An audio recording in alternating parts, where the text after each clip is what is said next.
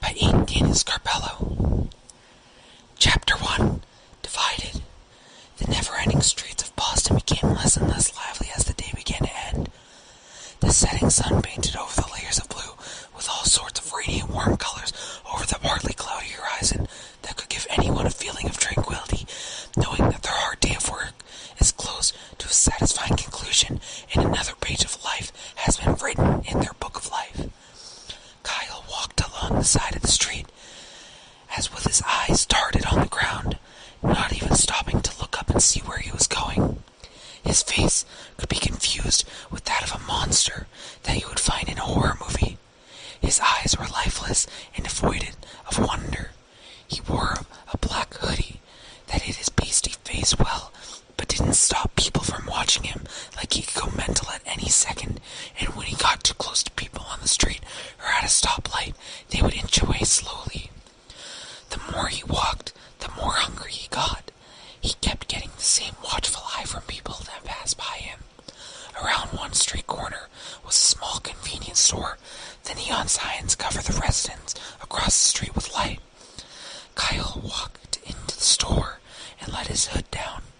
The man at the cash register looked at him with an expression of disgust, as if being in his presence was enough to make him want to vomit. Kyle scanned the aisles of junk food, irrelevant CDs, and discount cleaning detergent as he found a shelf that was stocked with loaves of bread. He reached into his pocket and pulled out 2 crumpled up dollars. It was just enough money to buy it. He grabbed a loaf of bread and walked to the entrance where the employee sat on a stool with his feet up against the table as he was reading a magazine. Kyle placed the loaf of bread on the counter. The cashier looked up at him. "What do you want?" "Just the bread," he said as he placed the money on the counter. "You look like shit." "Yeah, and I feel like it too." The cashier glanced at Kyle from top to bottom like he was being investigated. "Why are you here?" he asked. "You could get locked up." Kyle stared at him. He was at loss for words. He expected him to start yelling at him to get out or start trying to find the police to arrest him. But he sounded concerned. He stayed completely silent and ignored him as he grabbed the loaf of bread and briskly walked out the store. He walked across the street to a different sidewalk and continued on that path. The city was bright with lights of cars and shops and signs that displayed comedians that were doing a show in the city or a furniture store with a good deal on their products. Time began to pass as the sky that was once lit with various shades of pink began to fade into the dark of night. At the end of the street, he saw a tall chain-link fence with barbed wire wrapped around the top that read, "Keep out, this is an off-limits area," on a metal sign connected to the fence. It towered over Kyle and imitated most that looked at it.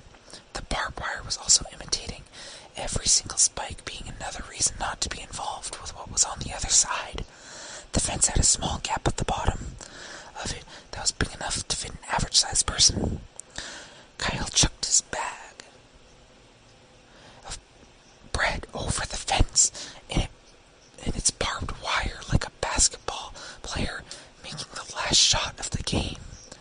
Kyle then got on the ground and crawled his way through the gap of the fence. A smile formed across Kyle's face. He hadn't had a decent meal in what felt like weeks. He got up and walked over to where the bread landed. He was behind an old apartment complex that had most of the windows boarded up and was covered in spray paint along its base. There was a gap between the complex and the other on next to it that Kyle walked through.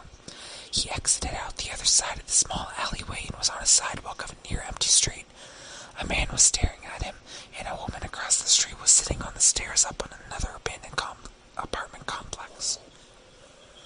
She was holding a baby that was wailing louder than any baby had ever cried before, as the woman whispered softly to the baby. "Everything's fine. You'll be okay," though the baby didn't seem to get the message because it kept crying. The man staring at Kyle had an oddly shaped bottle with a black label that wrote in white, "Blacksmith Whiskey," with a picture of a red dragon circling the words. The man continued to stare until Kyle looked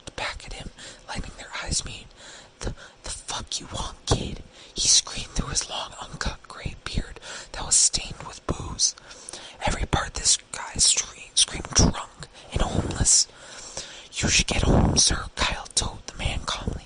The 25% is not a good place to get drunk at night. The old man grit his teeth, and his empty hand morphed into a fist. He threw the bottle at the street, which shattered the bottle into millions of glass shards. Fuck off, he yelled. Everybody needs a break from time to time, and I'm having mine now, so leave me be. Could you pipe down, Alpha? You're upsetting the baby, yelled the woman sitting across the street. Shut up, both you, he said, as he ran to the apartment complex that he probably didn't live in. Kyle walked across the street to another alleyway that was beside the building the woman was sitting next to him. Do you know him? He asked the woman. She had long, dark hair and wore blue jeans and a black sweater. Kinda. We talk sometimes at the market area when I need to borrow something. Not much apart from that, she exclaimed. She spoke with a voice that was smooth like silk. The baby was still crying and was starting to reach up to grab some of the lady's hair. Ow! She screeched. The baby was tugging on her strands of hair like it was their toys. Where did you find it? Kyle asked. I heard her crying by the near one of the doors, and I had to help her. Good you found her when you did, Kyle laughed. Have you figured out what her oddity is yet? Kyle asked, scanning the infant up and down for any sign of a hint of what it might be that got her here.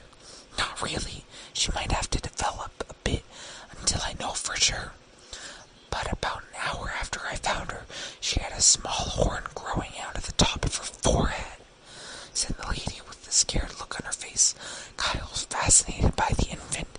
It was quite rare to see an oddity manifest this early in someone's life. Oh damn, I'm sorry, I forgot to introduce myself. They call me Appleseed, she said as she was trying to get the baby to stop pulling on her hair. What do people call you? Kyle. The people took me and never really gave me a nickname, so I stuck to the name I was given at birth. Appleseed was a gentle person, and she spoke in the most angelic of her tones. Her voice was sweet and delicate. Nice to meet you, Kyle, she said. I should get going. It looks like it's getting late. Yeah, you're right. Kyle saw the faintest outline of the moon in the distance and went through the alleyway next to the staircase that Appleseed sat on. He slowly but surely made it through the empty streets of the area, occasionally passing people that looked like they just got out of the bar in the middle of town. He had been walking for a while. His feet were as sore as he was tired, but in the back of his head, he felt as if he was being followed. The thought of being stalked wouldn't go away.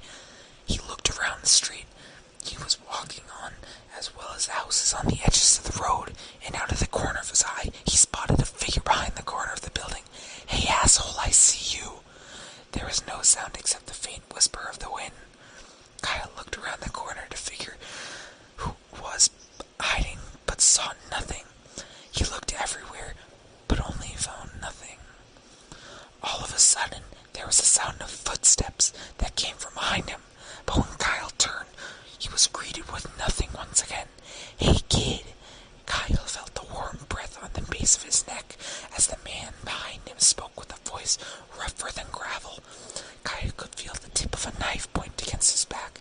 He was not panicking, however. His expression carried no emotion, no fear, no anger, no worry.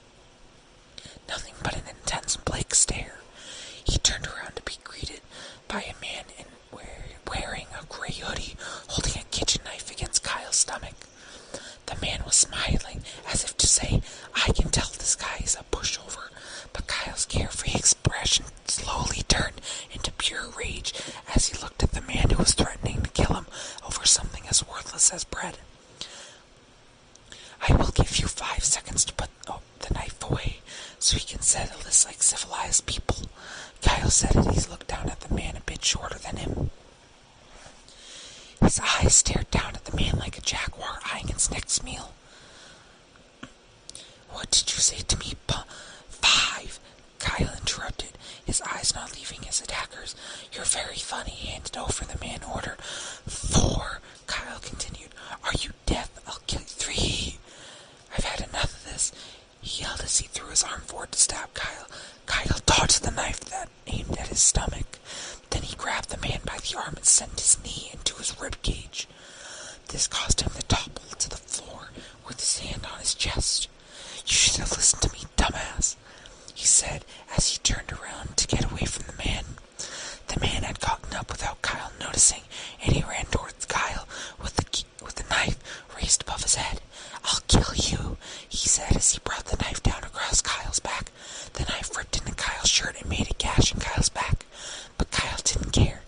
He only cared about getting home, so he turned around and backhanded the man in the face, causing him to drop the knife onto the pavement. Kyle was quicker than the man, so he beat it to him. "I'm gonna hold on to this," Kyle said to the man. "You better hope you don't see me ever again," he said, as gave him one final punch in the face, breaking his nose. "I should get home. It's getting late." So I'm sorry, everybody, but unfortunately Chapter 2 has not been written yet. I will make an update video when Chapter 2